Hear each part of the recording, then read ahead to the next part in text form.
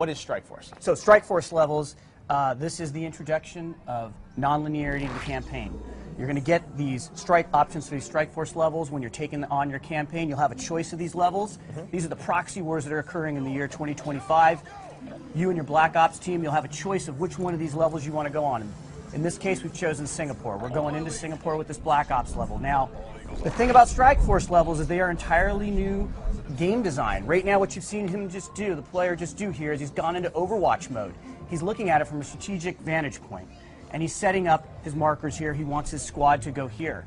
He can see in red there, you can see the enemy, and you can see what's going on. He needs to secure these 3 positions. So he's getting a lay of the land, he's going to set it up, and then at will, he can move into and play any one of these. Choice, right? So it's like how you can play this level the way you want to play. It's a sandbox level. You can take over the objectives in whatever way you want, in any order that you want. And you can play, you can lose. And you can level, lose. Right? And you can lose. So so obviously in a Call of Duty game, you know, you need to win, right? Not anymore. In this case with Strike Force levels, if you lose, we'll take account of that in the story, and the story will progress. Now, of course, if you want to go back and play, which I know you're a completionist and you'll probably want to go and do that, all of course. achievements. But the story will progress forward, and it'll take note of how you performed in these levels, and the story will progress. So one of the things about these levels is you can play any one of the people on your Black Ops squad, and you can take over any of the machinery and the equipment on the battlefield that you go in with. So in this case, what will happen is you'll start to bring in reinforcements. He's obviously trying to take this position here, and his team is battling. He's going into Overwatch mode here. He's about to get some new units that are dropped in that he can take over and play with. Wow.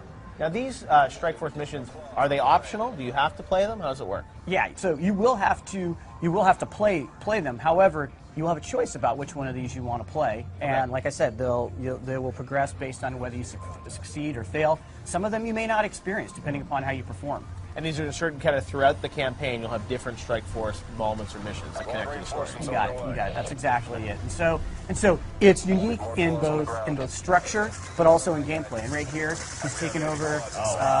He's taken over one of the drones here, and he can either fire the rockets or he can fire his other heavy caliber weapons. He's rolling right now. This is a very powerful weapon. Clearly, he's driving, right? It's a different game mechanic altogether, so you're both driving and you're fighting here. Right. The other side has some of their own drones as well. That's cognitive land assault weapon. That's a very heavy piece of machinery. You have access to that on your side as well in this particular level.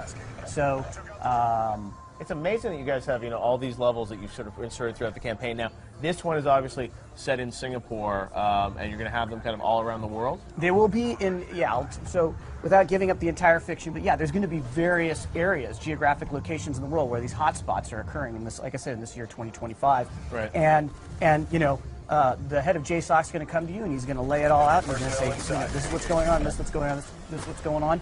Where do you want to go? Make a choice. Make a choice. You'll make a choice, and then the fiction will progress, and it'll take account of your choice. Interesting. All right, so we'll grant a couple times, and you'll get to see. You can really play through this game multiple times. There's a lot of replayability here because of the Strike Force missions. Yeah, no, absolutely. So replayability, not only with the levels, but inside the levels. So right now, the way he's playing this, he's now taken over a quad.